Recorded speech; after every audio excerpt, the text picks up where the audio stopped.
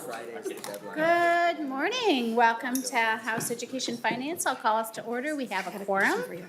And let me see, Vice Chair Clardy, have you had a chance to look at the minutes for, let me see here, March 8th? 1 second. Yeah, I'm just scanning them as well again, too. Yes, I'd like to move the minutes. Vice Chair Clardy moves the minutes for March 8th from the Education Finance Committee. Are there any questions on the minutes? Seeing none, all those in favor say aye.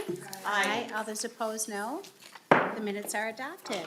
With that, we will move on to our first item on the agenda. We have House File 1023, and welcome to the House Education Finance Committee Representative.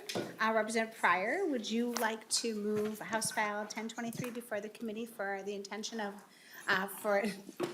wow, I haven't had enough coffee today, for the possible inclusion in an education finance bill? So moved. Great, thank you. So with that, we have House File 1023 before us. Representative Smith, would you like to start presenting your bill, please? Absolutely. Thank you, Chair Joachim and the entire committee. I know we are pressed for time as in all committees, so I'll be very brief. This is a bill to get needed funding for our amazing Children's Museum in Rochester that not only is a wonderful place for families to go, but is actively working on being more inclusive, finding communities throughout our Rochester community that doesn't have a place like this, that has needs that maybe can't afford the normal ways to get into here, and we're expanding fantastically. So I'm not going to say any more. I'm going to hit it over to my testifier, Heather, who is the executive director. Go ahead, please state your name for the record and proceed. Good morning. I am Heather Nessler. I'm the Executive Director of the Children's Museum in Rochester, also known as SPARC. First, I want to say thank you, Chair Joachim, Vice Chair Clardy, and committee members, and thank you, Representative Smith, for authoring and introducing this bill. I am here today to speak to House File 1023, which would provide $50,000 in fiscal year 24 and $50,000 in fiscal year 25 appropriated for the Minnesota Department of Education. This funding would sustain initiatives funded with previous appropriations from the Minnesota Department of Education. These initiatives, which are access and programming for diverse audiences, are critical to our community. At our core, we focus on STEAM, cultural connectedness, and health and well-being through interactive exhibits and programs in our collaborative learning environment. The story of SPARC began as the pandemic was ramping up locally. We opened our doors in August 2020, expecting to serve around 40,000 visitors in the first year. Now, just over 2 years later, we have engaged with more than 150,000 visitors in our museum, with 70,600 plus of those visitors just this past year. Our economic development region serves a population of nearly 520,000 people. And while our admission has grown by 87% between 2021 and 2022, we clearly have more families to reach. Even still, we want to celebrate the last year we served individuals from 81 counties in Minnesota, and access to our museum, which means free and reduced admission fees, has increased by 1,600%. I'm pausing right there just because that's a huge number and something we're very proud of. It's an expense that we've incurred from our general operations budget. We are a unique museum. Throughout the year, SPARC has implemented more than 750 hands-on programs in our space with more than 200 community partners. As a director of SPARC, my personal mission is to continue to find ways to serve more families, all families in our community and region. This is why we also take SPARC into classrooms at local schools through our Museum to Go program, and into the community through activation of educational play in local parks. This year, we are pleased to partner with organizations like the American Indian Education Department from Rochester Public Schools, ACLA, which is the Alliance of Chicanos, Hispanics, and Latin Americans, the Pamoja Women, a group that exists to empower the women and girls of East African heritage, the Ronald McDonald House, which serves as a safe haven for families of children with devastating illnesses, Families First, Head Start, and more. We provide enrichment, special accommodations, and most importantly, free access to our museum for organizations like these in our community. We intentionally focus on early childhood screening and parent education so that the youngest members of our future generation receive support to meet important developmental milestones, which may include interventions and support. In other words, we wrap around the whole family and all families. With the continued appropriation from the funding of the Department of Education, Spark can sustain our programming efforts and access for children and families that are in need of enrichment. We aspire to introduce our families to rich cultural traditions and diversity in arts and language. We have a successful foundation to build upon with programs like Celebrations Around the World, Sign Language Story Time, and the exploration of different art mediums, and yoga, just to name a few. Children's museums have become an even more critical community asset in serving families needing educational opportunities outside of home and school. We see a tremendous need in our community, and we do not anticipate that need to subside. In fact, we are expecting about 100,000 visitors this year, with approximately 20% of those visitors accessing with free or reduced admission because of the need in our community. And it's our duty, and I feel it's my personal duty, to make sure this gap is filled. I thank you for your time and your consideration of House File 1023. Thank you, Heather Nestler. With that, members, I'll go to comments or questions from the table. Everybody's just settling in. Representative Purcell. Thank you, Madam Chair. Thank you, Representative Smith and Director Nestler, for sharing. As a person born and raised in Rochester, I wish this would have been around back in my time, but it seems like you're doing great work, so thank you. Thank you. Anybody else? Representative Ream. Thank you, Madam Chair, and thank you, Representative Smith, for bringing this forward. I know when I had little kids, I would love going to the children's museums, around the state, and this is a great way for kids to learn in a very fun way. So thank you for bringing this bill forward. I appreciate it. Got it. Seeing no other questions or comments, Representative Smith, final comments. Again, I'll be brief. This is a gem for our community, and we would love for it to continue to do that and be able to expand its current successful operation. So thank you for hearing, and hopefully it will be included in the omnibus. Thank you. With that, I will lay over House File 1023 for possible inclusion in the omnibus bill, or the education finance bill. It's the first year I've said omnibus this year. Sorry, Madam Chair. No worries. Thank you. We'll move on next to House File 1294. Majority Leader Long.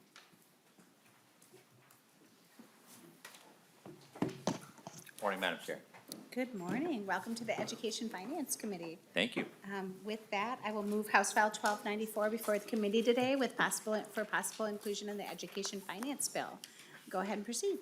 Thank you, Chair Joachim. So the Bakken Museum, located in my district, is an inquiry-based STEM museum that focuses on trying to help teach individual students and families about life sciences, about electricity, and about wellness. It was founded in 1975 by Earl Bakken, the inventor of the pacemaker and co-founder of Medtronic, who was a tremendous innovator in our community. And the museum is a great resource for our city, for our region, and also for our state. They do programming all over the state, which I know the testifiers will speak to. And they focus on advancing STEM as a core literacy and on reaching young people who are underrepresented in STEM. I'm a parent of 2 small kids. We love to go to the museums in our community. This is a particular gem, I think, in our district and in Minneapolis, because it is so focused on helping kids explore and learn about medicine, learn about wellness, and learn about the STEM disciplines. So there's a request for $100,000 in 2024 and 2025 to help continue the STEM programming that the museum does so well and to allow them to reach more students. And with that, I'd like to turn over to the 2 testifiers, Anika Taylor, Vice President of Education Programs and Research, and Alex Eskew, Director of Development. Go ahead, state your name for the record and proceed.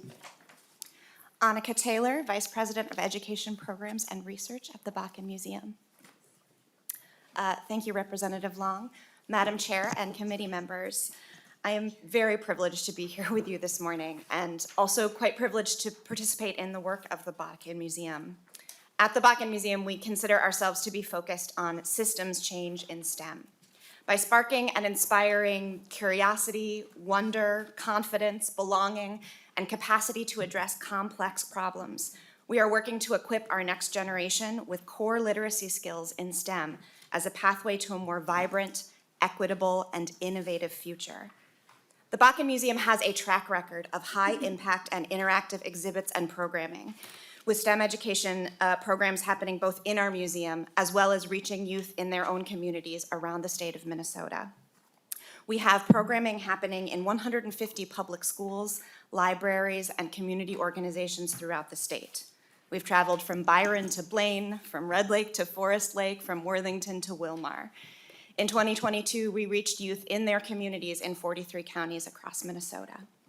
We reach over 40,000 people a year, including 15,000 students through our outreach programs alone.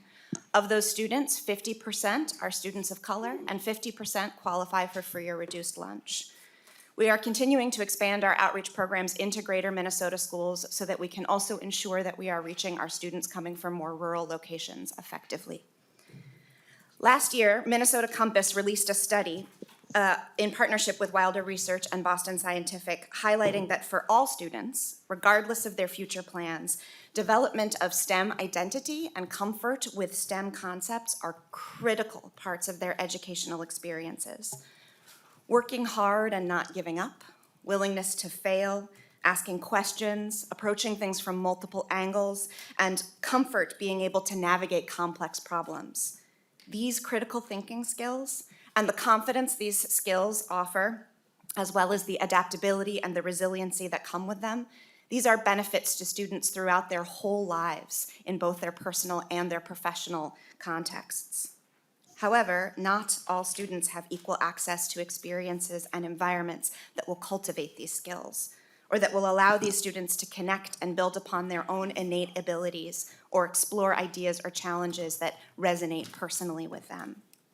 A study released in 2020 from the Center for Astrophysics, a collaboration between Harvard and the Smithsonian, showed that out-of-school time experiences, as well as STEM supportive adults and mentors who are not their parents or teachers, have a significant positive impact on students' interest and confidence in their own STEM participation.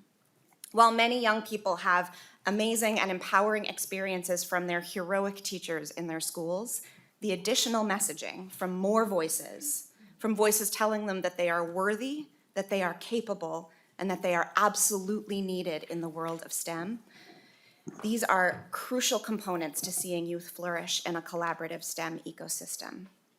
One strategy is to connect out-of-classroom experiences that relate young people's personal sense of identity with critical aspects of STEM skills that support their achievement.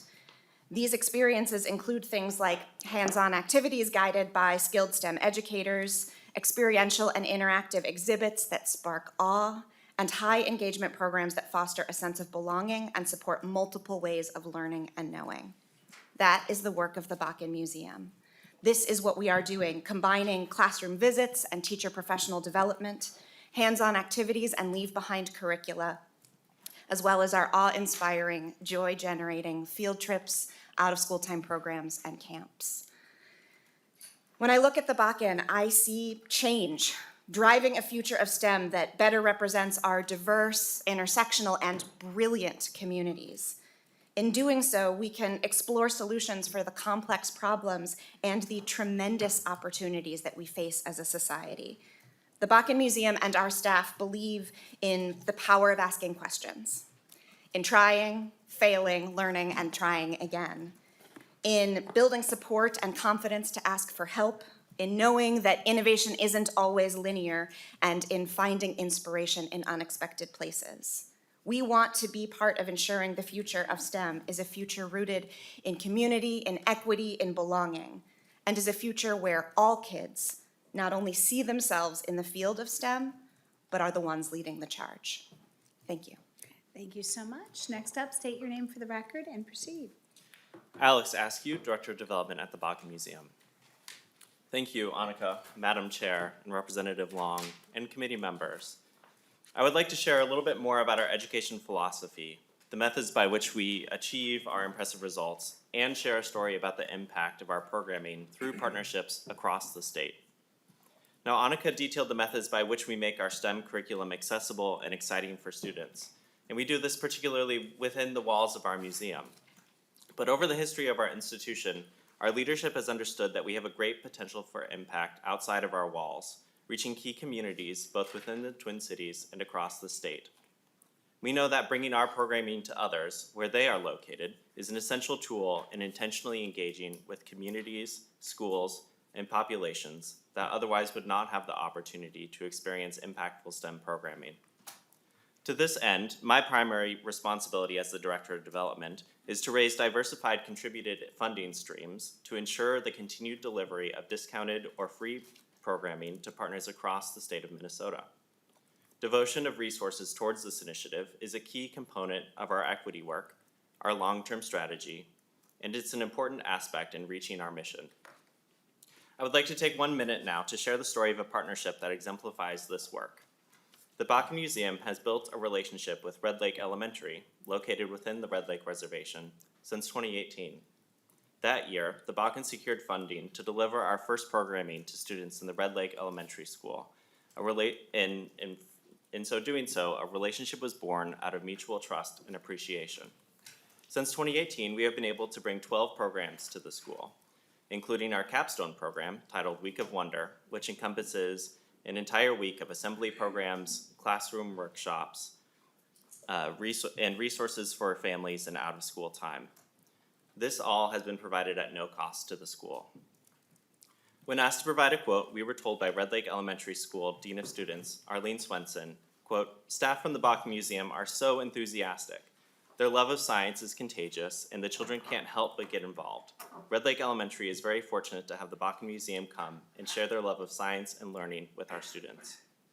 Now, Red Lake Elementary is one of about 150 partnerships that the Bakken Museum has established and maintained through the pandemic. In 2019, before the pandemic impacted our traditional education systems, the Bakken Museum had over 350 similar partnerships, and we aim to recover and expand on that number as programming becomes possible again. This allocation of funding will directly impact the infrastructure and delivery of our programming across the state. Our shared vision of ensuring equitable futures in STEM will benefit our state and students for years to come. Thank you, Madam Chair, members, for allowing us the opportunity to speak on this important bill. Thank you for your testimony. Members, we'll go to questions or comments. Representative Clardy. Thank you, Rep. Long, or Majority Leader. No, not Majority Leader. But anyway, Bakken Museum has touched our children's lives so much. I'm a teacher in St. Paul schools, and the energy when just knowing that you're coming in the schools, the kids just can't contain themselves. And at first they're, a little nervous, and then they're like all in it. So I love what you do. I also love that it's for kindergarten up, because a lot of times when it's dealing with a STEM program, it starts at an older age, but recognizing that our children, our youngest, have the ability to do it is amazing. So thanks for what you do, and thank you for bringing this bill. Thank you. Representative Edelson. Thank you, Madam Chair, and thank you, Representative Long, for this bill. I have two sons that are super into robotics, and they're on the robotics team in Edina. And I can tell you that Edina families and Bloomington families absolutely love the Bakken Museum. They frequently go to the camps that you've historically had, and so just such, $100,000 to supporting the incredible work that you do. It's an easy vote today. Thank you. Any other comments or questions from folks? Seeing none. Representative Fink. Thank you, Madam Chair. Thank you for bringing this bill forward, Representative Long. I quickly looked up the website for the Bakken Museum, and it looks like you have a static electricity party feature, which I think is really cool. And I think about, kids learn best, I think, when they're playing. When they're able to freely explore, they're able to learn better. I think when they're not confined to a certain, it's not about tests, I guess I want to say. It's about exploring and playing. And I think Einstein said, play is the highest form of research. And I really believe that. And I think, having museums like this for our kids is really important, especially as we're moving into a cleaner, greener economy. I'm thinking about solar panels, like how do solar panels work? And I think these are the things that our kids will need to explore and learn as they grow. And so thank you very much for bringing this forward. I appreciate it. Thank you, Representative Ream. Any other comments or questions? With that, closing comments. Thank you, Chair Joachim. Appreciate the consideration and hope everybody comes to visit the Bakken. Thank you. Everybody's short and sweet today. Gotta love that. With that, I will renew the motion to lay over House File 1294 for possible inclusion in an education finance bill. Next up, members, we have House File 1364 with Representative Wolgamott. Representative Trier, would you like to move House File 1364 before the committee for possible inclusion in an education finance bill? So moved, Madam Chair. Thank you.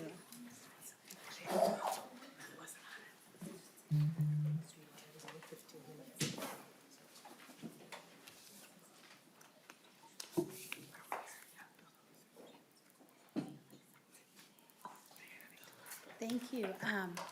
Representative Wolgamott, welcome to the Education Finance Committee. I should say welcome back. The bill is before us. Go ahead and proceed.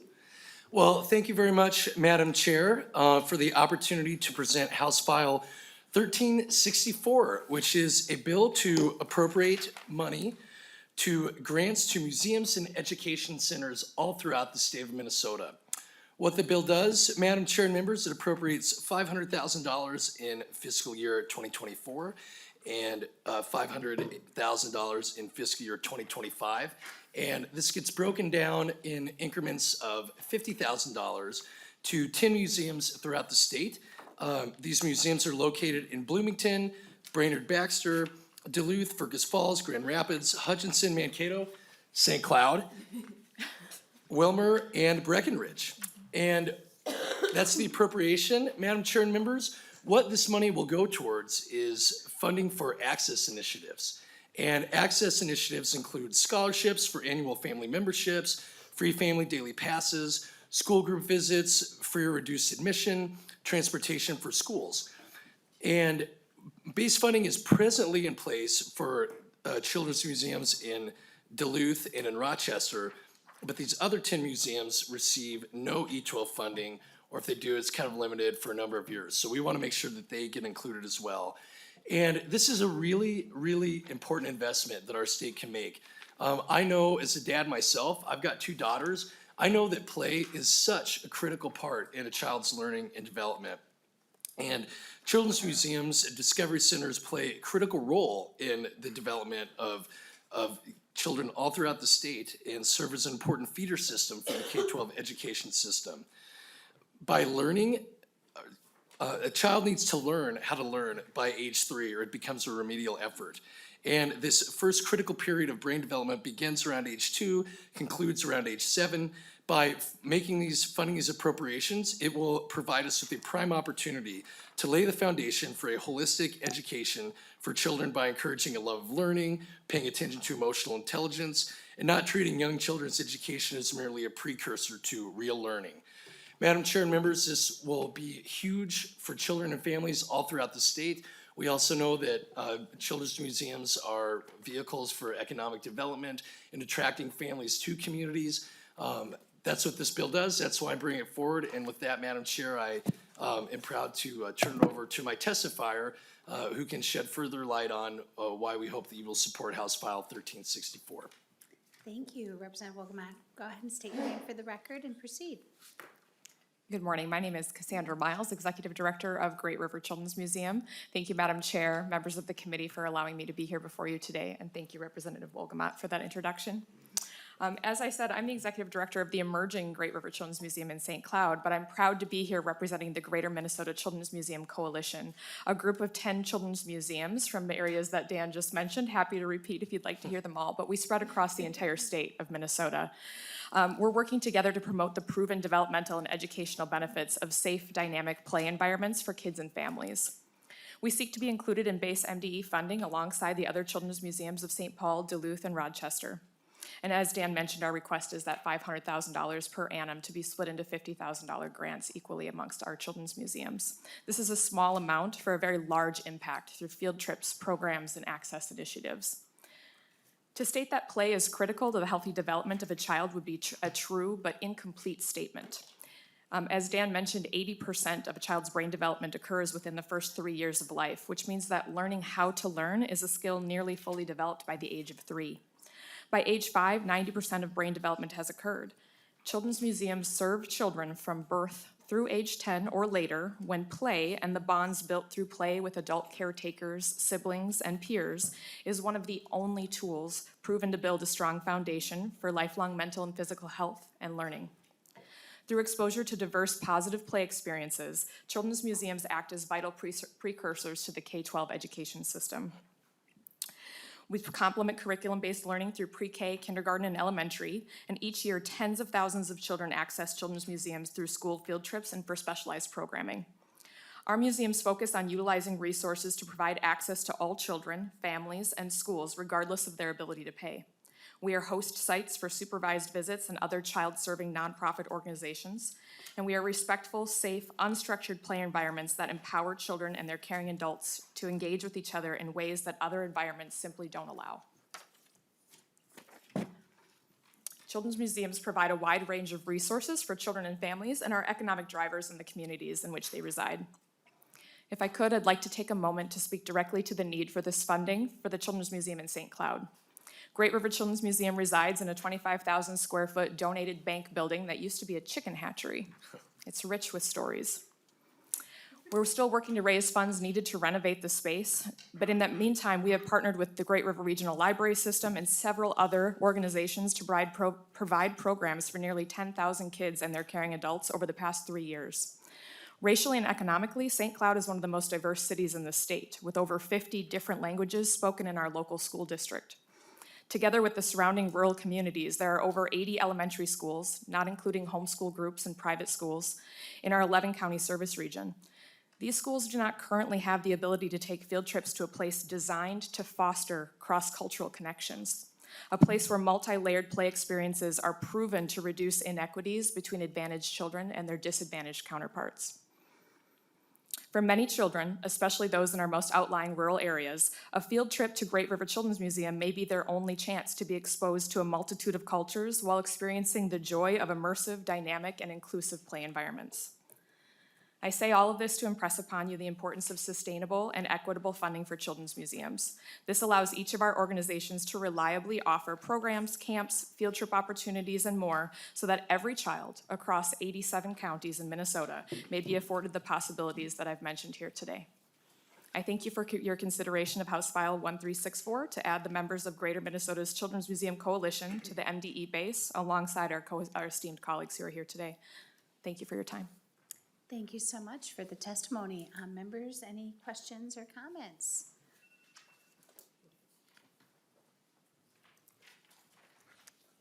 No, everybody's quiet this morning. What we're gonna do, members, is after this one, we're gonna go to Representative Pérez-Vega's bill, and then Ms. Solveig Beckel has put together a spreadsheet kind of explaining all of the museums and where they are in the base or not in the base. So with that, Representative Wolgamott, final comments. Well, thank you again, Madam Chair and members of the committee for the opportunity to present House File 1364.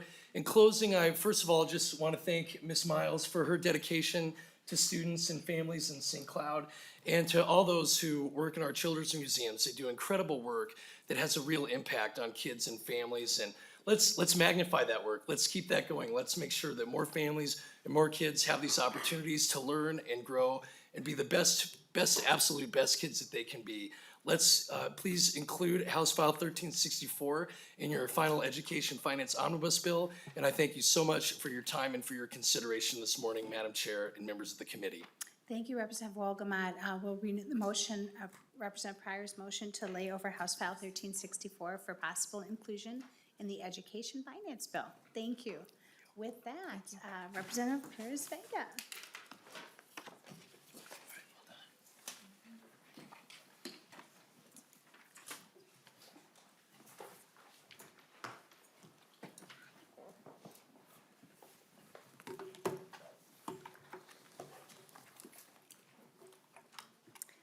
Welcome to your committee, Representative Pérez-Vega. Would you like to move House File 1108 over, would you like to move House File 1108 before the committee for possible inclusion in the Education Finance Bill? I would like to move HF 1108 in education finance, yes. Thank you. Thank you. House File 1108 is before us now. Go ahead and proceed.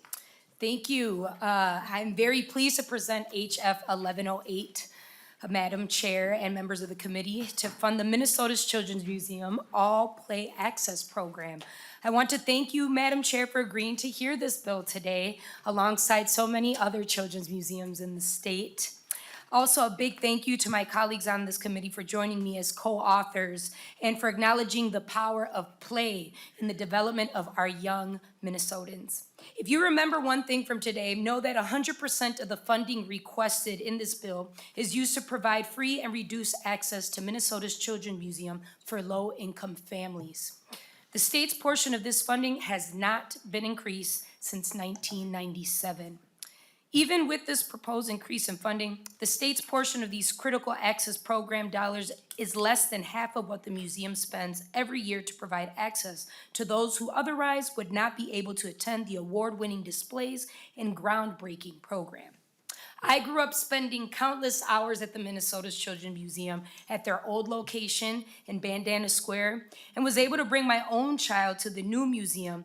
So this is a full circle moment for me. Thinking back in 1997, I was 10 years old. And I remember when we heard that the Children's Museum was coming to downtown St. Paul right here in District 65B, in which I represent now. And I was the Skyway kid growing from grandma's who was so excited to run around in this facility where it bridged diversity and also was inclusive to members in our community that could not afford to go. We all had that opportunity to attend. Now my daughter gets to play dress up and decide whether she wants to be a firefighter or a mailwoman or get to do her favorite activities, from playing with Thomas the Train and learning about the environment and also about the indigenous cultures of this land. With me today is Brianna Gurink, Vice President of Philanthropy for the Minnesota Children's Museum, who will, after a very short video, give a quick presentation on the legislations and explain what it means for those communities that otherwise would not have access to one of Minnesota's most treasured institutions. Thank you. Thank you. Why don't we go ahead and play the video, and then we'll go to your testimony. We love the Children's Museum because Everybody wants to play. everybody wants to play and have a good time. I have been a member since I was a little girl here, since I was about 5 years old, so probably about 16 years now. All the kids are smiling, they're laughing. You see kids interacting with kids that they've never met before. You see kids interacting with adults. The environment is all around just very positive and happy. My son just squealed when we walked in here. He definitely feels free here, which is fun, and I don't worry about him getting into something he's not supposed to. So it's nice to just let him go crazy and just be him.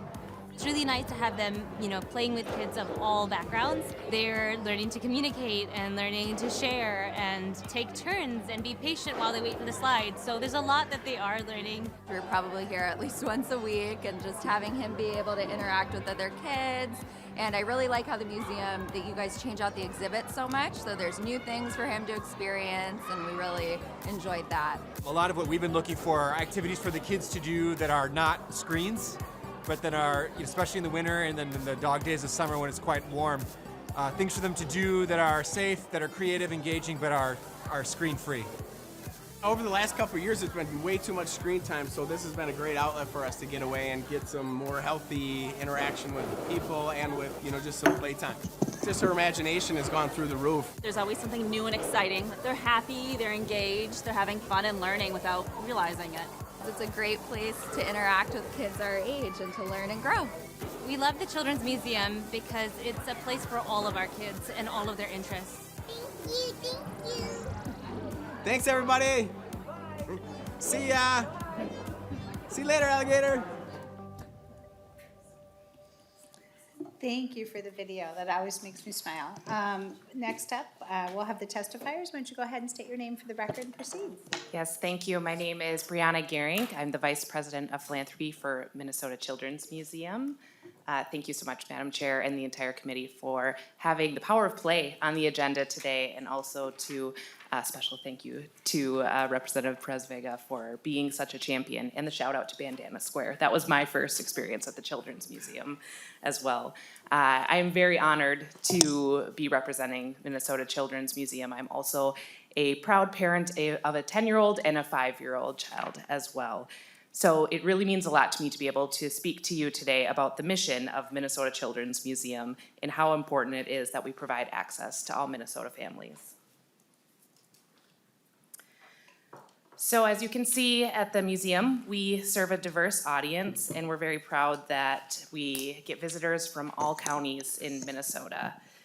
The museum has been sparking children's learning through play for more than 40 years, and throughout that time, we have had more than 12 million visitors come through our doors.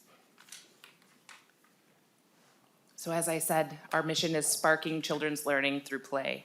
It's such a simple statement, but as many have shared here today, play is so profound and so important.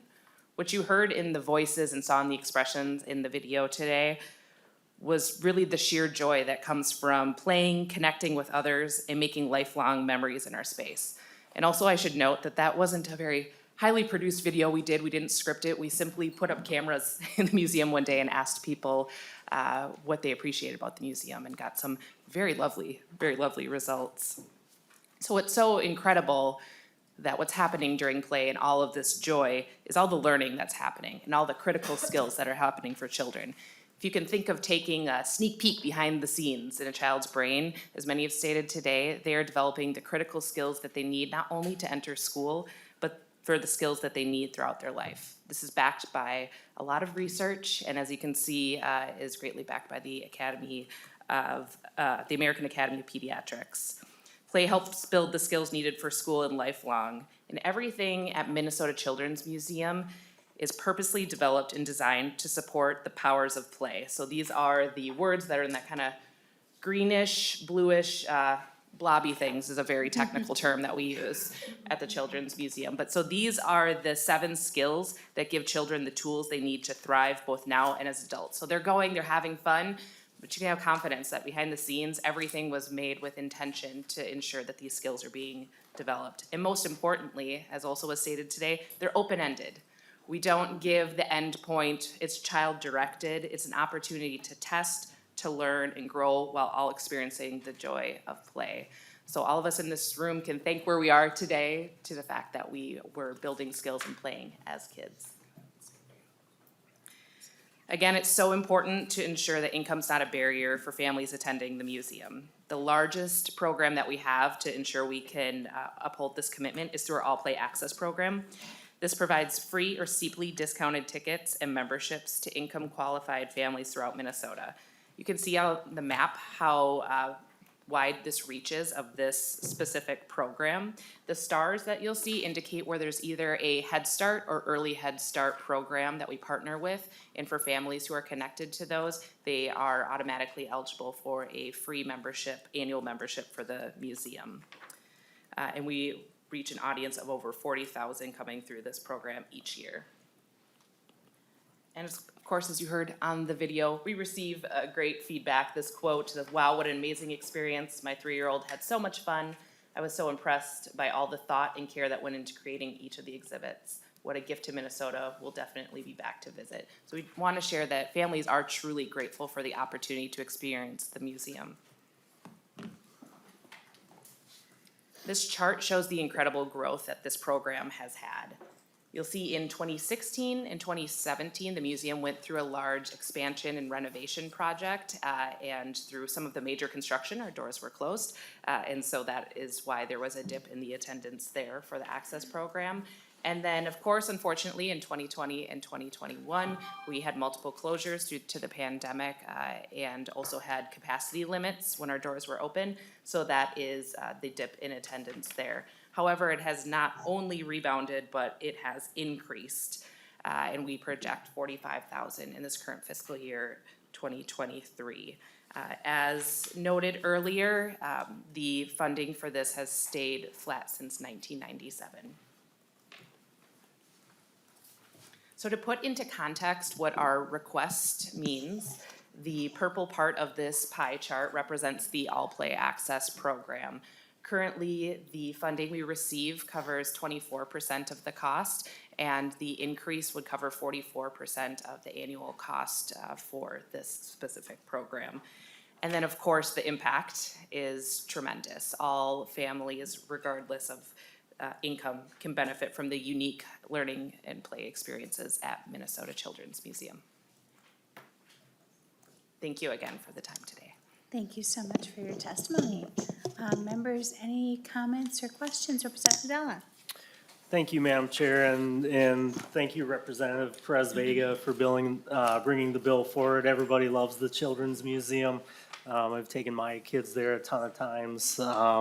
Just looking for clarity, when you opened, you said 100% of the funding would go to provide the free and reduced tickets, which I think is important. I'd love to see that 26% of minority families especially be able to have more access. But the bill language, as it's before us right now, says a portion of the grant funds would be used for that. So I'm just looking for clarity there. Is it 100%, or do we need to amend the bill language? Representative Pérez-Vega?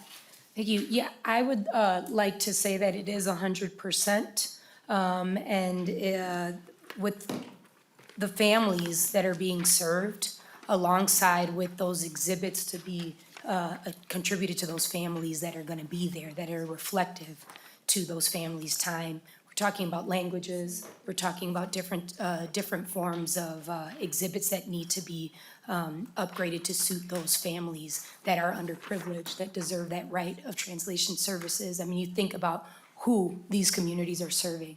So I will say it is 100% going towards those families. Thank you, Representative Pérez-Vega. Representative Padilla, follow-up? Just one. So it's not really the grant fund isn't really going all to ticketing. It appears that part of it or a certain amount of money can go to exhibit upgrades and other things that the Children's Museum needs. It's not Representative going Pérez-Vega? if you'd like to follow through with that, I'd like to ask for a testimony, but I can follow through with you as well. Brianna Grunet? Yes, sure, absolutely. So yes, that cost that was represented is the cost per attendee to run the museum. So really that, the cost is greater, so that 44% is greater, so it would, and it helps to offset the ticket prices, the steeply reduced or free tickets and memberships. Representative Padilla? Okay. Representative Altendorf? Thank you, Madam Chair. I'm not sure if this is I'm still confused after the answer on that. So I'm hearing the 100% funding, but with Representative Hudella's question, in the bill, 1.13, it says a portion. So I think the question is, and I don't know if it's to you or to, I don't know who, or the question is, why does the bill say a portion of the grant funds if it's 100%? It's 100. Representative Pérez-Vega? Thank you, Chairman. It's 100% going towards those reduced tickets or free entry. Representative Altendorf? Can you explain it to me? Mr. Strahm or maybe we'll go to nonpartisan staff. Mr. Strahm? Madam Chair, members, these museum requests, some of them have been in the base budget for a number of years, and the language has changed each year over the last 6 years on this part of it. I think it's important to state it the way, presumably all of the projects that get funded will go into a single appropriation. So I think the language there should be written to reflect exactly what you all are intending. And I think there's ambiguity in the current language that's here. If you want to say that it's all for the ticket reductions or some other purpose, you could do that. But it's generally going to be packaged with the others with the same rider language about what it's used for. Representative Pérez-Vega? Madam Chair, we could also amend that language to say 100% fully and not a portion, if that is being requested. We're totally okay with that. Representative Altenburg. Thank you, Madam Chair and Representative. I don't think that the question is really, it's not either way how you do it, because I wouldn't take, if you need funds in the museums in different areas, that's fine. But all I think both of us are saying is the language is not matching the testimony. And then Mr. Strom said there's some ambiguity there. So all I'm saying is if it's 100% going to the tickets, then let's match the language to that. But if it's not, then the testimony didn't match what you said. Got it. Representative Hudella. Thanks, Madam Chair. And certainly not trying to tie the hands of the Children's Museum. I would rather see you folks have more flexibility in how you can use the funding. I think just important though to just make the language match, and would rather see you guys at the local level at the museum maybe have a little bit of additional flexibility and be able to think of potentially new creative things like providing a transit voucher with that free and reduced ticket so that the families could actually get there in addition to being able to get through the door. So thank you. Thank you, Representative Hudella. Representative Perez or to the testifier, either one, follow-up comments? Thank you, Madam Chair, members of the committee. I want to make this on the record that 100% of this funding is going to those reduced and free tickets for those families. There's other legislation that is for a whole different committee that is inclusive to the upgrades of exhibits and shows and et cetera, et cetera. But this is strictly for the financial opportunity to go towards those low-income families that deserve the same privilege of families who can afford to attend this museum. Okay, thank you. Representative Jordan. Thank you, Madam Chair, and thank you, Representative Pérez-Vega, for bringing this forward. I actually think the way you wrote this is a good way to write it, because when we think about legacy, that is supposed to be about supplementing the work that let's say the Children's Museum would do. And so that would be all of the great, that would be new programming or things that you wouldn't be able to do. Ticket sales are not supplemental. The ticket and admission, is the core of the museum. So that's not something that legacy funds or other parts of the state funds could be used for or should be used for. That wouldn't be a constitutional use under the legacy amendment. And so I actually think making sure that this money is going to the base is a smart way to go about this, and looking for other funds to do that supplemental work, that frosting, if you would, is a good way to do it. So I actually think the way that you've written this is pretty sound, and making sure that this money is going to the admission is the correct way to go about it. So thank you for that. I do have a question for your testifiers though. And it would be, and I am curious about what you do in the absence of state funding to supplement ticket sale for low-income people. So for example, I know the Minnesota Zoo allows people to use an EBT card to get into the zoo. And I know there's some, if you could delve a little bit more into some of the Head Start work you do and other ways to connect low-income Minnesotans with admission to the museum, I think would be helpful for me. Thank you, Ms. Grenick. Can you say your last name for me again, please, so I say it right? Sometimes I'm confused about it as well. Garink, thank you. Ms. Garink, go ahead. Thank you, Madam Chair. Yes, thank you for the question. So currently it's EBT, use of WIC, or free or reduced lunch. That would get you the free or steeply discounted or the Head Start programs as well. So we also do fundraising. I spend a lot of my time around this as well. And I'll say, so our All Play Access is this, steeply discounted or free. We have kind of a bigger umbrella Play for All access program. So we have one Sunday a month that is free. We have that through a corporate partnership that we were able to secure. We also, that All Play doesn't include the very steeply discounted field trips that happen for schools that have 50% or more free or reduced lunch as well. But so we tried to secure a lot of private funding through that, and it gets absorbed through our general operating as well. Representative Jordan, follow up? No, thank you, Madam Chair. Great, thank you. Any other further questions or comments? Good discussion, members. Representative Pérez-Vega, final comments. Thank you, Madam Chair, members of the committee, and thank you to my testimony here and the great work that you do philanthropically to make sure that our kids are able, all of our Minnesota kids are able to enjoy that important play. This this Children's Museum means a lot to me.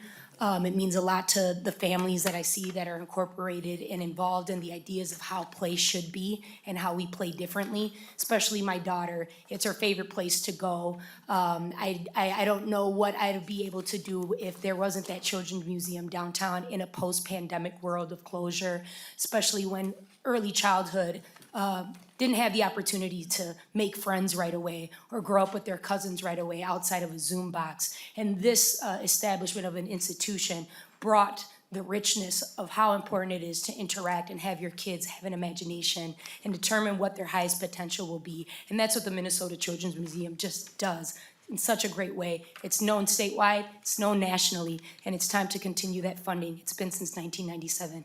Muchas gracias. Thank you. With that, Representative Pérez-Vega renews a motion that House File 1108 be laid over for possible inclusion in an education finance bill. Members, I'm going to have you dig in your packets. We're going to do one more thing since we've talked about all the children's museums. I probably should have had Ms. Beckel go through this before we started talking. Sorry about that. But Ms. Beckel has a nice handy spreadsheet for you to kind of walk through. Ms. Beckel. Thank you, Madam Chair and members. Solveig Beckel, House Fiscal. If you take a look at this spreadsheet that is in your packets, you can see that the museums in question receive funding from both the Department of Education and Legacy. So that's two different omnibus bills, typically each biennium. So at the top, we have the Department of Education funding, at the bottom, the legacy funds, and you can see that there is some overlap there. The legacy funds, you can see there's an asterisk there. Those are typically one-time only, so if you go over to the far columns on the right, the base columns, you'll see that there is no base in the legacy area because there's no money built in, whereas in the education area, there is a base built in, so the requests that you have heard today would be built on top of the base numbers you see in the columns fiscal year 24 and fiscal year 25. I do have to apologize. I seem to have noted special session 2019 twice instead of counting special session 2021 at all. So the numbers in fiscal years 22 and 23 for the legacy funds are incorrect. Those should say $375,000 per year for the Minnesota Children's Museum. That's the first item under legacy funds. Then 0 for the Minnesota Children's Museum of Rochester STEM exhibit for both years of that biennium. And then the other children's museums would receive $550,000 each year of that biennium for a total in the legacy funds total of $925,000 each year of that biennium. So I apologize for that oversight. No worries, Ms. Beckel. With that, members, any questions on the spreadsheet? Representative Sensimura. Yeah, thank you. So this is, I'm just wanting to clarify so I understand it. So, for example, the Minnesota Children's Museum bill, this is $500 above the $269,000 base. Ms. Beckel. Madam Chair, yes, that's correct. Representative Sensimura. Thank you. And then the Bakken, I don't see the Bakken Museum on here, so the Bakken Museum is not included in the base? Ms. Beckel, Representative Sensimura, I can answer that. They're brand new to Okay. asking for funding. Got it. Thank you. Ms. Beckel. Madam Chair, and members, I'm sorry, I misspoke. I believe that for the Minnesota Children's Museum, as the bill is written, the total appropriation would be $500,000 per year. So the increase over base would be $231,000 over base. I apologize for that. Thank you. Thank you. With that, members, any other questions on the spreadsheet? So we will go to Representative Keeler's bill, House File 1375.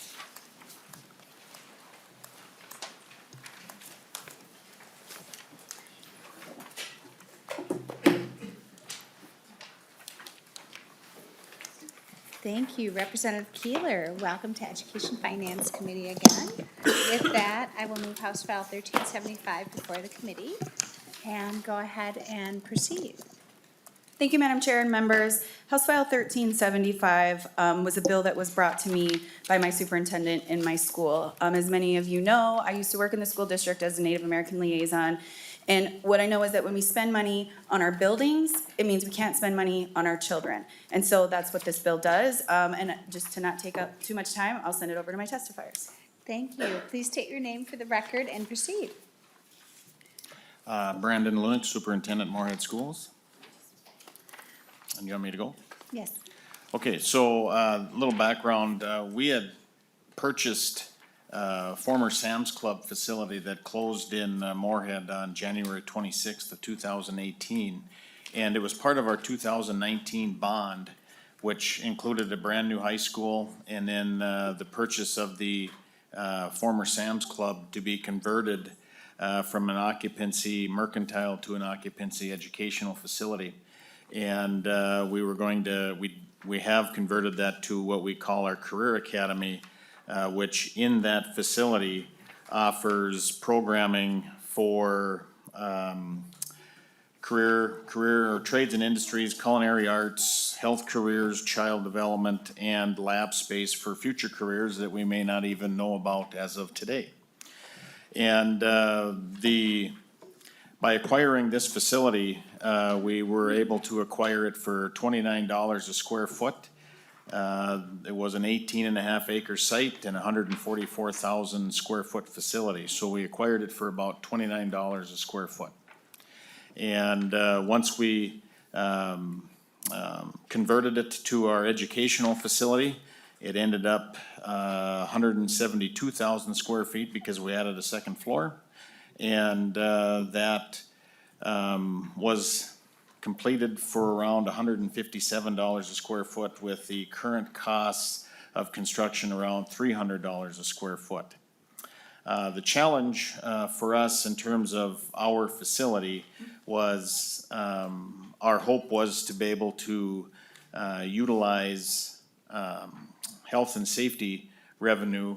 But unfortunately, there's a discrepancy in statute when you're converting a facility versus to when you acquire one that's already educationally related.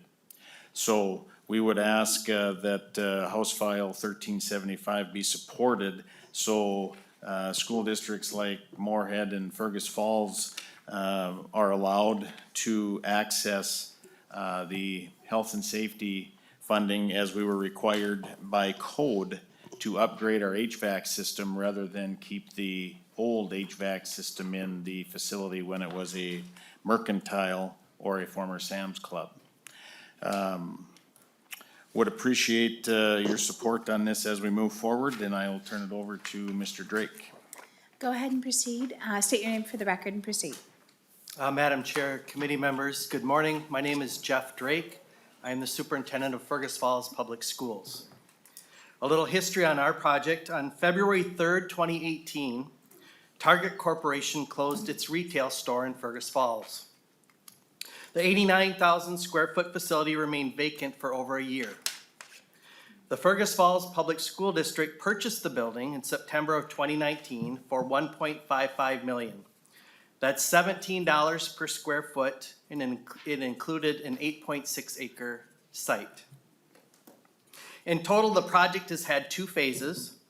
Phase one is complete and turned approximately $50,000 square feet into an early childhood center. Phase two would develop the remaining 40,000 square feet to accommodate our kindergarten program. Cost estimates are just over $12 million. Of that, $4 million is necessary to bring the HVAC system up to ASHRAE standards and meet the code requirements for an occupancy E rating. Without the $4 million in LTFM health and safety funding, we were unable to move forward with phase two. Ultimately, how does this bill benefit our community and our children? It paves the way for fiscally prudent use of tax dollars. We can repurpose the former box store for about 50 cents on the dollar in comparison to new construction costs. It removes blight in our communities through adaptive reuse of empty buildings. The building renovations provide Otter early childhood programming with modern features and amenities that feature experiential learning and play-based learning. It increased the number of preschool slots. It allowed more flexible scheduling options, which also better prepared students for kindergarten. We gained outdoor play space, and the facility enabled us to serve school meals on the campus. We also leased a portion of the facility to Children's Corner, which enabled them to serve an additional 20 children. Finding available childcare is a huge issue statewide. Phase 2 will provide a much better learning environment for our kindergarten students, as the current school, built in 1939, has several limitations. It will also alleviate overcrowding in our high school by building and creating additional space to reconfigure some grade levels. In summary, both the Moorhead and Fergus Falls projects demonstrate that creative and cost-effective adaptive reuse of empty commercial facilities can provide substantial savings to the community and a multitude of educational benefits for our students and families. Thank you for your time and consideration and your continued support of public education. Thank you so much. Members, do we have any questions or comments? Representative Pryor.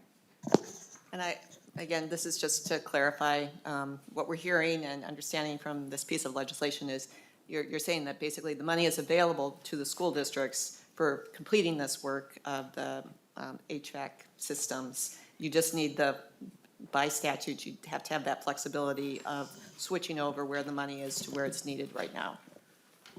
Yeah, if I Go understand ahead your. and state your name for I'm the sorry. record again. Proceed. You know my name? Yes. Brandon Lunick, I'm sorry. If I'm understanding your question correctly, the health and safety funding mechanism already exists for the K-12 schools. In current statute, there's the limit of if it's remodeling and if it's new construction, you can't utilize that funding mechanism for the project. This, however, in our minds, is a repurpose and allowing us to access that funding is a critical component for districts to access the funding buckets that are available to finish out a project such as these. Representative Pryor, follow up. Thank you, Madam Chair. Thank you, Representative Keeler, for bringing the legislation forward and allowing us this opportunity to help your school district and other school districts in the same position. Thank you, Representative Keeler. Any other comments or questions? Seeing none. Representative Keeler, closing comments. The one thing I want to point out is this makes our schools really cost-effective in their ability to expand their education opportunities in any of our communities. This is not just a Moorhead, Fergus Falls bill. So for those of you who are looking for really creative ways to expand, we know that retail is not necessarily the business anymore. So we have these big buildings that are in our communities that we want to be able to utilize in a way that is really valuable. And education is the way that we see that that's there. So this is being cost-effective, it's being creative, it's reducing and reusing buildings in our communities. And eventually, this could be a possibility to help serve any of your communities and their education needs as well. Thank you. Thank you so much, Representative Keeler. With that, I'll renew the motion to lay over House File 1375 for possible inclusion in the education finance bill. And members, we have our final bill up with Representative Clardy.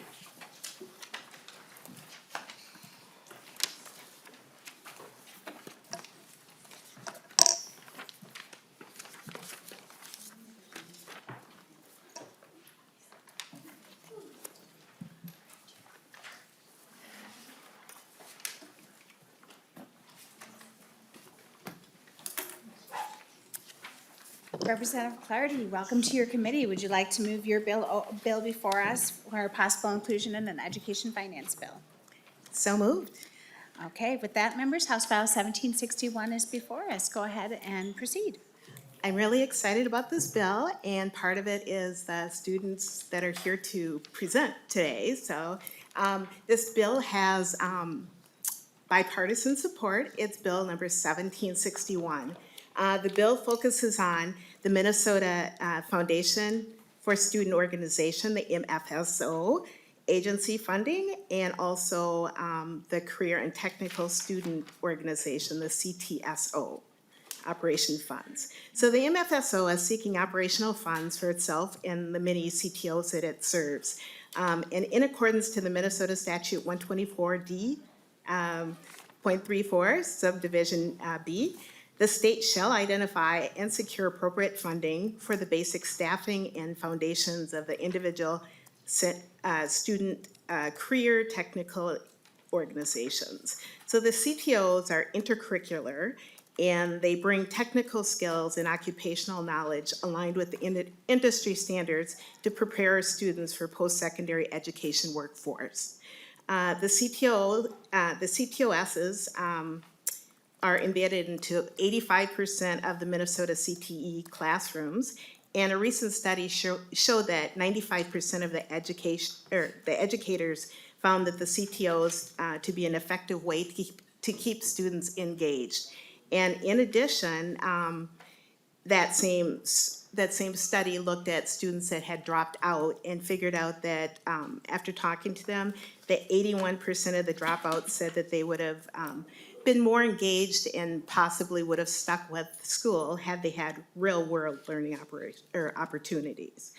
So the Minnesota Foundation for Student Organizations, the MFSO, was created in 1996 to ensure the stability and provide collaborative leadership around the CTSO, the Career Technical Student Organizations. So the Minnesota CTOs serve students in middle schools, high schools, and college, and they combined, they've served over 26,000 students this year. And they are integrated with about 85% of the CTE programs across the state, with an estimated impact of more than 140,000 students. Some of the areas that are covered are agriculture, healthcare, business, marketing, manufacturing, transportation, and IT. So I'm going to just highlight 7 of them, and that's DECA, which focuses on marketing management and entrepreneurship, FFA, and it focuses on leadership, growth, career success through agricultural, food, and natural resources. The BPA, the Business and Professionals of America, focuses on just making people ready for, or students ready for world-class workforce experience by showing them leadership and citizenship and academic and technical skills. The 4th one is FFA, and it focuses on developing students in agriculture, food, and natural resources. There's also HOSA, that focuses on health occupations with students, and FCCL, which is Family Consumer Science Education. And then the final one I'm going to mention is the Skills USA, and it's a partnership between students and teachers and the industry working together just to have create a skilled workforce. So with that, I think actually I'm just at this point just going to turn it over to some of our testifiers, because as you see, we have a broad classification of occupations that we cover, from sciences, agriculture, health, marketing, and construction, manufacturing, transportation, technology, so law enforcement, and cosmetology. So we have a variety of careers that we cover, and I just want to turn it over to our next testifier, Madam Chair. Go ahead and state your name for the record and proceed.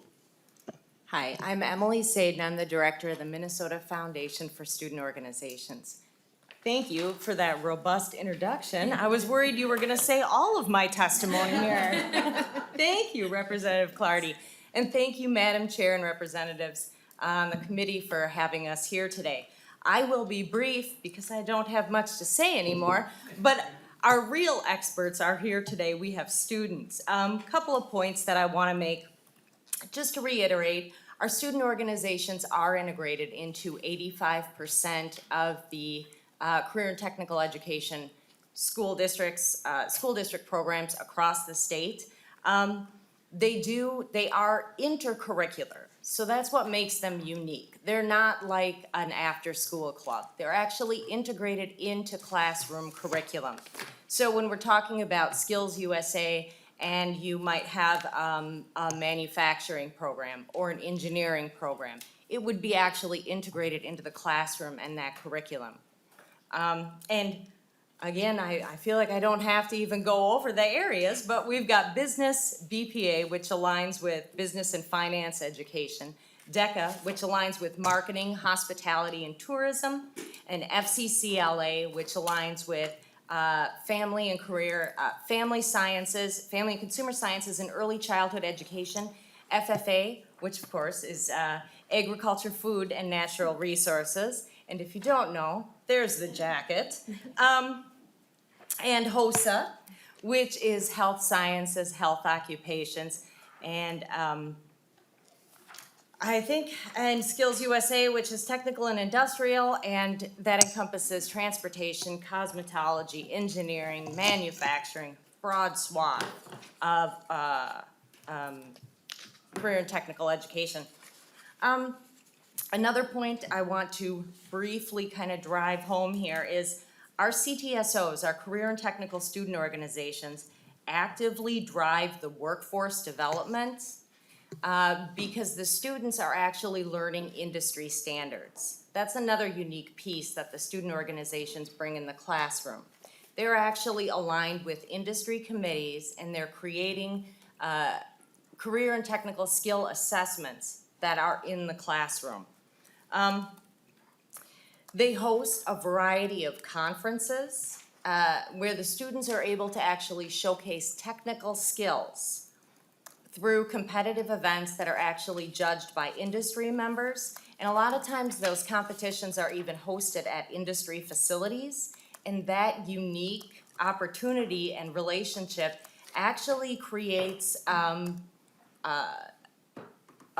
workforce learning opportunities. So it might be an apprenticeship, it might be a work-based learning program, but that is kind of the glue that creates that piece. And it also, as you're gonna hear in a minute from our students, these student organizations help students solidify their career choices. They also provide service learning opportunities where they're themselves nonprofits, but they partner with other nonprofits for service learning. And the final thing that I'm gonna touch on is we're looking to continue our underserved populations program. About 10 years ago, we started this program to try to overcome some of those barriers to create meaningful participation in the CTSOs with underserved students and historically disenfranchised populations. We've done that kind of in two different ways. One arm of the program is through professional development, educating career and technical educators and administrators on creating a more inclusive environment through poverty awareness training and equity and inclusion training. And the other part of that program was providing direct grants to the individual student organizations for them to be able to create more diverse leadership and drive a more diverse membership population. So I will be available for questions at the end, but I really do want you guys to hear from our true experts. So go ahead, Thank you. say your name. Go ahead, state your name for the record, proceed. First and foremost, I would like to thank you all for your time. My name is Sabani Anandkumar. I'm currently a high school senior at Shakopee High School, graduating in June, and I'm honored to have the privilege to speak to you all on behalf of Minnesota HOSA as the current Vice President and Board Representative. Everyone's journey to healthcare is a bit different, and today I'd like to talk to you all about mine. I knew from a young age that I wanted to enter healthcare. However, as a first-generation American with no connections or familial ties to healthcare, I was lost and didn't know how to achieve this goal. Then, towards the end of my freshman year, I joined HOSA Future Health Professionals. In HOSA, I got the guidance and knowledge I otherwise needed to gain. HOSA Future Health Professionals is an international organization, the premier talent pipeline towards healthcare, and is 100% student-led at all levels. We provide our members conferences, competitions, mentorships, leadership opportunities, networking opportunities, a supportive community, and more. Our students have already begun saving lives in the real world. Within the last year, we've had students from Oklahoma save a stabbing victim not even 10 miles from our international conference, and had a student talk to the president about mental health. All of this before our students have even graduated college or their respective post-secondary institutions. I also made connections to professionals who guided me in my healthcare disparities research, which is currently being used by clinical educators in clinic diversity training, and it's where I got my first job.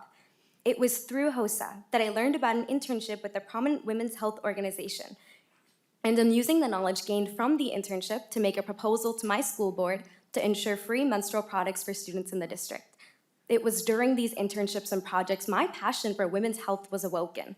I learned that we currently have a national shortage of 8,000 OBGYNs as of right now, which is estimated to surpass 22,000 by 2050. As a woman and just a member of our society, it's terrifying to know that our population can't get the care that they deserve. Like me, HOSA has helped students find, recognize, and foster their passions in a safe and supportive community, which is especially crucial when Minnesota specifically is experiencing a 26.7% increase in the need for healthcare professionals from 2020 to 2030 alone, with over 372,668 total job openings needing to be filled, much greater than any other occupation. And while our students have already begun bridging this gap in care, we need more resources and funding to ensure that we can continue to enter the field.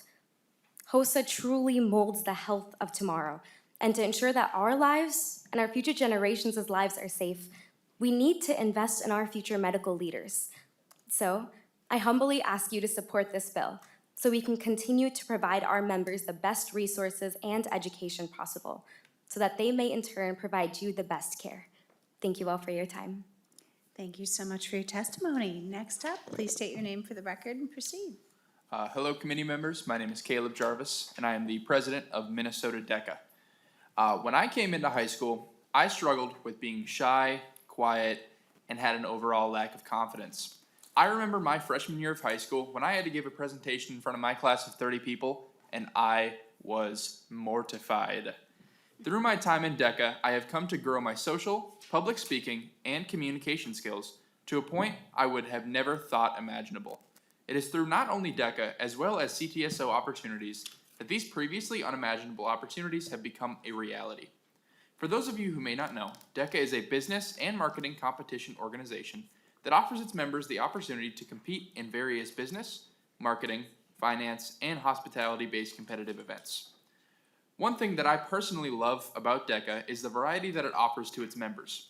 Our members have the opportunity to compete in anything from a sales demonstration, where they give a sales pitch to a judge with an item of their choice, to a community awareness project. In a community awareness project, members can expect to create an awareness campaign centered around an issue in their own community, as well as provide the rationale for the completion of said campaign. When I began my awareness campaign, as this was an event that I competed in at our state conference this past weekend, I looked to my community to attempt to identify potential issues, and one major problem stood out: the opioid crisis. Through this opportunity presented to me by DECA, I successfully ran a fentanyl awareness campaign over the course of the last 5 months, through the use of fentanyl awareness events, as well as student involvement days at my local high school. I am extremely proud of the outcome. However, it must be said that I would never have had such an opportunity to perform service in my community had it not been for DECA as well as CTSO opportunities. Thank you for listening. It has been an honor. Thank you for your testimony. Next up, go ahead, state your name for the record and proceed. Mackenzie Alberts. I'm serving as the Minnesota FFA State Secretary. Madam Chair, members of the committee, thank you for having me here today. Like I said, I'm serving as the Minnesota FFA Secretary, representing nearly 16,000 Minnesota FFA members today. I'm a graduate of Pine Island High School. My experience in career and technical education through agriculture, education courses, and FFA makes me confident in my career pathway. Growing up as the 7th generation on my family's dairy farm, I pretty much had my mind made up. I was going to be a farmer just like Dad. It wasn't until I entered my first agricultural, food, and natural resource science class that my eyes opened to the diverse opportunities available in agriculture. After enrolling in classes with my agriculture teacher and FFA advisor, Mr. Erickson, I discovered the unique possibilities CTE classes provide students. Aside from our production-based classes, I engaged in a modern agriculture and technology course to understand the progressive technology implemented in agricultural sectors daily, and even became a certified tractor operator. The National FFA organization reinforced my education in these classes. FFA provided a chance to grow as an individual and a leader. It gave me a direction for my future. Students are ready for the world because CTE classes and all our student organizations like FFA allow them to learn, grow, and apply their skills to depict who they are and where they are going. Student leaders such as myself lead these student organizations. On Friday, I will facilitate a leadership development conference for middle and high school students alongside my team. We've reached even more students thanks to the Minnesota Foundation for Student Organizations Disadvantaged Population Grants, which remove financial barriers to attending leadership conferences like ours. With over 40% of our students coming from low economic families, the Minnesota Foundation for Student Organizations must continue to fund all student organizations as we apply what we learn in our classrooms and prepare for our future careers and lives as citizens. Thank you. Thank you so much for your testimony. Was there one more testifier, I believe?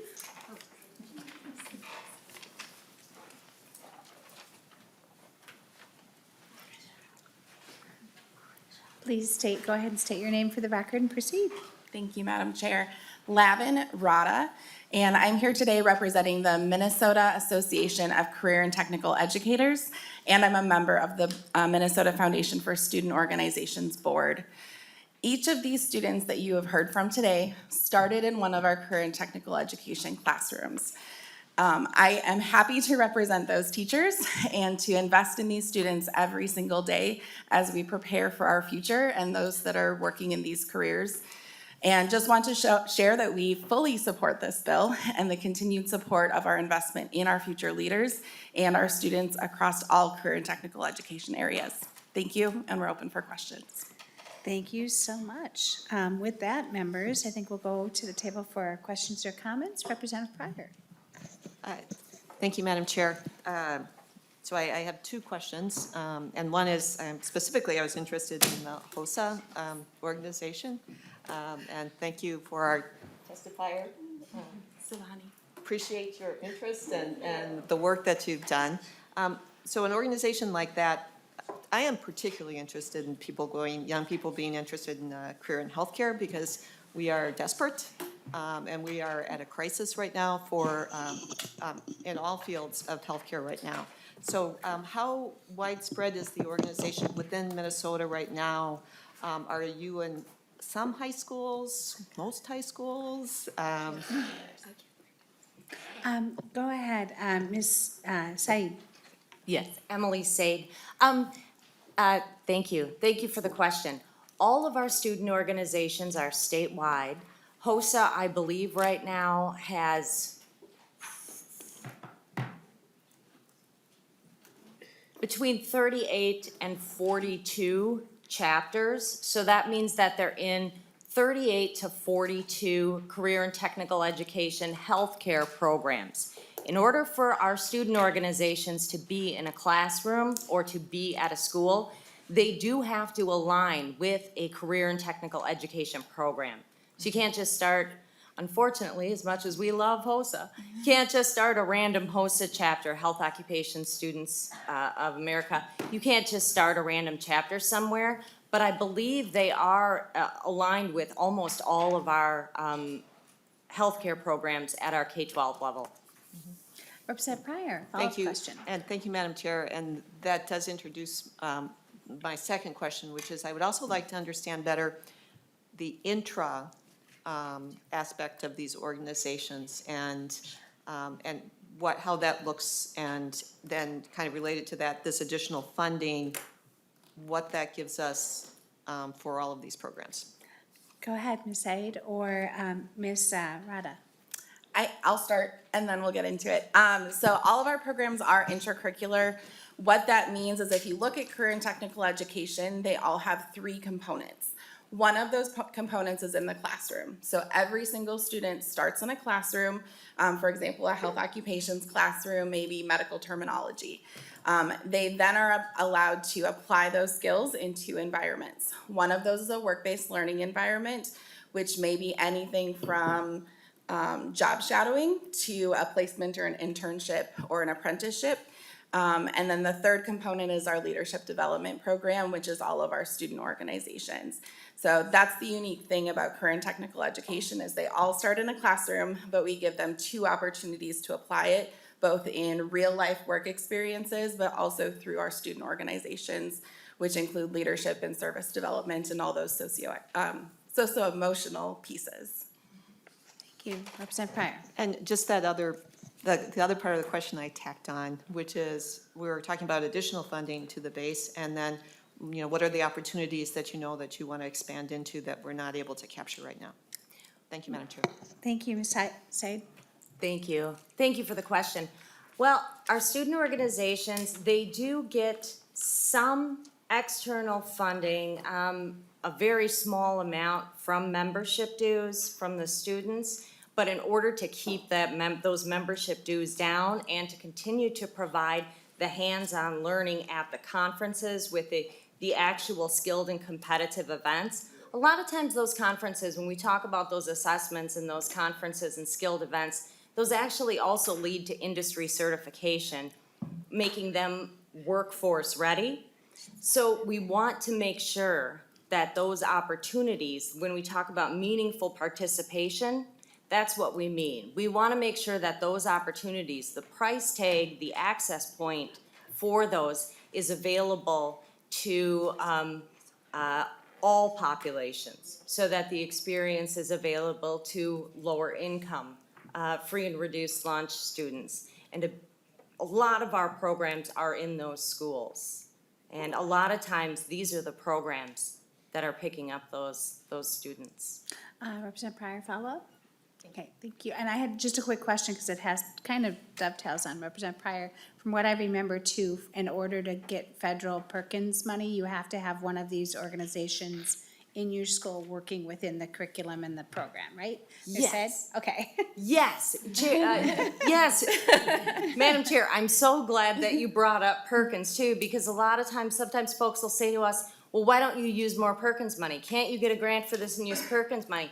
Well, aside from that, it's using Perkins money, we are able to use some of that, but it's very restrictive.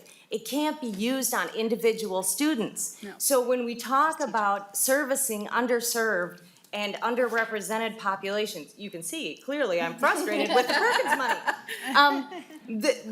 We need different money to be able to do that. That's why this is so key and so important. Thank you. And then Representative Altendorf. Thank you, Madam Chair. Thank you, Representative Clardy. I just love this bill, and I don't think it's any, surprise here in the room, but anytime that we can be supporting our students and giving them these different experiences, I can tell you from firsthand, especially we have 5 kids, but so many of our children have been in these different organizations, and look at how well these students spoke, and that's one of the most frightening things to do in public.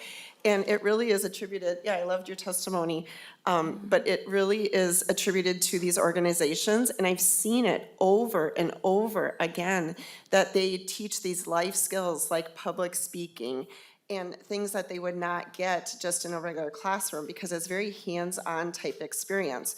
So especially with our workforce crisis that we have in Minnesota, and again, we want to be good stewards of Minnesota and what's healthy for Minnesota, this is such a wonderful place I believe, for the education finance to be putting our money to support these and to also, really help students want to stay in school. I toured the Red Wing School District, and they have a great CTE program, just wonderful. And And anywhere we can put these dollars, I'm telling you, I see those students just light up in these classrooms, and it really attributes to this. So Representative Clardy, kudos, this is an awesome bill, and please make sure this one gets put in. Yes, thank you. Representative Clardy, I think you're gonna have a lot of co-authors all of a sudden. So you have authors, houseauthors.com, just like authors@authors.com, .mn. Yeah, make sure you sign up. So, that's a really great connection to having to fund these organizations so we can bring more money in for all those CTE courses and kind of that hand in hand. So I'm gonna go to Representative Knudsen, then Representative Krisha, and then we will be done. Representative Thank you, Knudsen. Madam Chair. And Representative Clardy, thank you for offering this bill. And I am a co-author, and I do support this. And a big shout out to our FFA. So thank you. Thank you so much. Representative Krisha? You've covered everything. All right. With that, I will toss it back over to Representative Clardy for final comments. Well, I should say I don't have anything to say, but I guess as a committee member, as a parent, as a teacher, as a former school board member, these programs work. Engagement, student engagement, you know, we need to have everything out there that children can engage in to be productive citizens. And these programs are wonderful, and I'm so proud of these guys, and I just want to take them home. But anyway, thank you so much for hearing this bill, and the program says it all. Thank you. Thank you, Representative Clardy, and thank you to the students. Having your voices here is what makes our work even more valuable, because we have you at the center when we're making decisions. So thank you for all that you're doing and for bringing your voices here. And with that, I will renew the motion to lay over House File 1761 for possible inclusion in the Education Finance Bill. Members, thank you for the work this week. The schedule is going to be posted soon for all next week. We meet at our 3 regular committee times. And then for your calendars, we're also meeting Friday as well at 10:30 a.m. in State Office Building, Room 10. So we'll be spending some quality time together Tuesday, Wednesday, Thursday, and Friday. And with that, we are adjourned.